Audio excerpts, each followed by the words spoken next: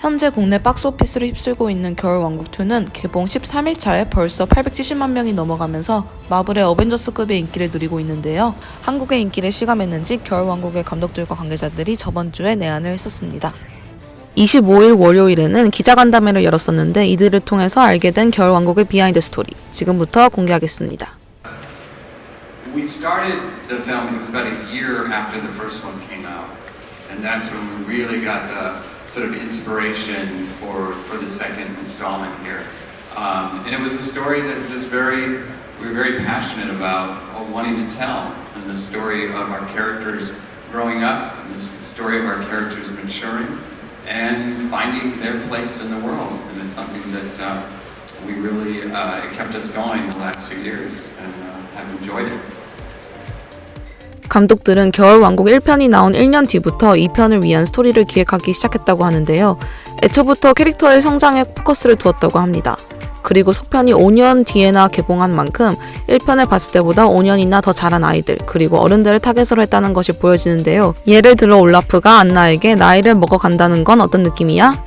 나이를 먹어도 영원히 변하지 않는 게 무엇일까? 이런 질문을 하는 등 성숙해진 팬들을 고려하기도 했고, 1편 애니메이션이 전 연령층의 사랑을 받으면서 캐릭터의 고민과 성장도 한층 깊어졌고, 안나와 엘사가 아렌데의 왕국 밖으로 모험을 떠나면서 확장된 세계관과 더욱더 복잡해진 스토리라인도 눈여겨볼 만합니다. Well, we grew up on fairy tales that could go a little darker, like Pinocchio and even Cinderella and Dumbo and Bambi, and we know that children sort of look up to what inspires them. They are stronger than we know, and they do appreciate fairy tales, which help them cope with the unknowns in life. And we trusted that with this. The response from children has been wonderful, but I think part of why we went ahead and went deeper and richer in this is because our characters are growing up. This is a story about growing up. We know a lot of our audience also has aged, and the big question we said, what is one of the struggles? Frozen 1 looked at fear versus love, but when you're different, there's another fear versus love that is a big struggle in life, and that is change and growing up. And confronting that, and the world can feel scary, and obstacles, there's not one villain, there's many obstacles, and so we just decided to stay true to that, and felt that children go on these adventures as long as it's appropriate, which we kept it, but adults related to Frozen as well, and because of the emotional component, and it related to their lives, and that we could go even further with that. 하지만 2편이 개봉하자마자 벌써 3편 제작 가능성에 대한 관심과 열기는 계속해서 뜨거워지고 있습니다. 이와 관련해서 흥미로운 해외 찌라시가 떴었는데 3편에서 드디어 엘사의 여자친구가 등장한다는 썰이 돌았었습니다.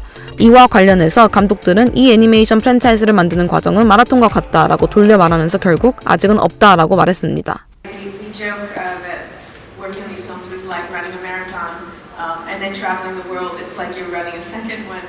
So there's a bit of us that want to rest. But I think the thing for us is deciding to make Frozen 2 came from very deep inside of us and these two sisters particularly. And we knew there was more story to tell.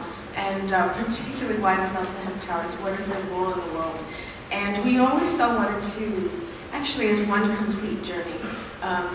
And that's as far as we've gone. And in my head, I haven't thought past that last shot, which is one of my favorite shots of Elsa and her happy face at the very end. That's where we are now. 네, 아직 2편의 마지막 장면에 머물러 있다고 하네요. 하지만 다른 해외 기사를 보면 1편과 다르게 2편에서는 두 감독들이 안나와 엘사의 완벽한 이야기로 마무리된다고 말했지만 크리스 벅 감독은 As we say in our lives, never say never. 우리가 인생을 살면서 말하기를 절대라고 단정짓지 마라고 말하면서 3편 가능성을 아예 부인하지도 않았습니다. 아마 디즈니 측에서는 보장된 애니 흥행수표를 이렇게 마무리하기 어려울 것 같은데 이제 막 2편이 나온 상황에서 감독들은 조금 쉬고 싶은 것 같습니다.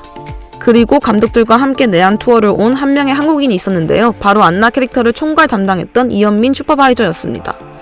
이현민 슈퍼바이저는 안나의 성격, 표정, 몸짓을 연구해서 무려 80, 90명의 애니메이터들의 작업을 한 사람이 한 것처럼 통일성을 부여하는 직책을 겨울왕국 1, 2편에서 맡았다고 합니다. 실제로 안나가 하지 않을 행동이라면 애니메이션 작업을 수정하기도 했다는데요. 안나의 실제 모델은 자신의 언니였다고 합니다.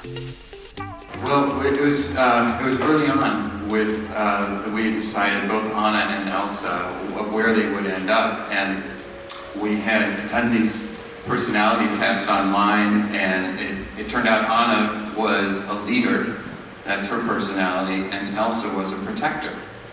And that seemed perfect for us because we've always felt that Anna would make a fantastic queen. She knows everyone in Arendelle, she knows their strengths, and she will, and lift them up.